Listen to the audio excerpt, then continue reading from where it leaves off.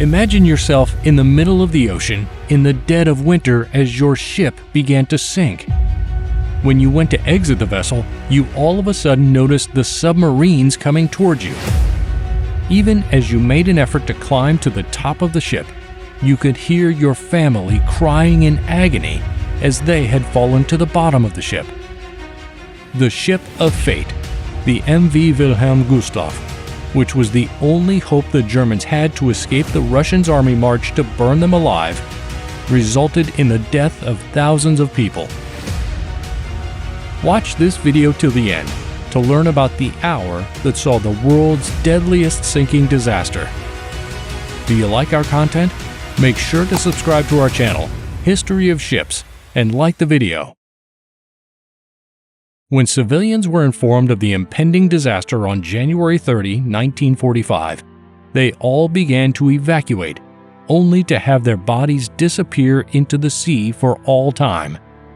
This event, known as Hitler's Titanic, ultimately claimed 10,000 lives.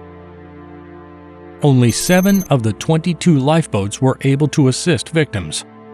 Although 1,200 people escaped the catastrophe, seeing their loved ones getting crushed beneath desks or freezing in front of their eyes left an indelible impression on their hearts.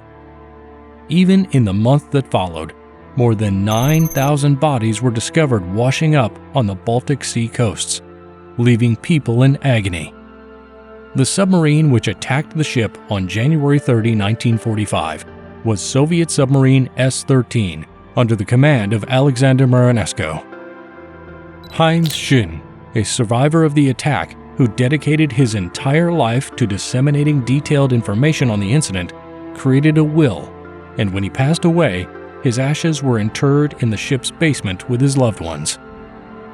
Around 9 o'clock at night, while the ship's dining hall was crowded with individuals from the countryside, a radio began picking up on Hitler's remark. But the refugees who had somehow managed to board the ship were only concerned with praying and finding a safe place to arrive. They were all seated on the ship's floor, bodies trembling and eyes streaming with tears, when 3 Soviet torpedoes struck. The outdoor temperature was -18 degrees Celsius. The original plan was to deploy 3 ships to aid the civilians to survive, but due to mechanical issues, only Gustloff and his torpedo boat Loh could assist. However, that was not what caused the attack to be so evident. Captain Friedrich Petersen disregarded the 2nd Submarine Training Division commander's recommendation to have the ship travel at 28 km per hour, since he believed the ship could not exceed 22 km per hour due to the possibility of engine failure. This pace would have prevented the Soviet submarines from catching up to the Gustloff.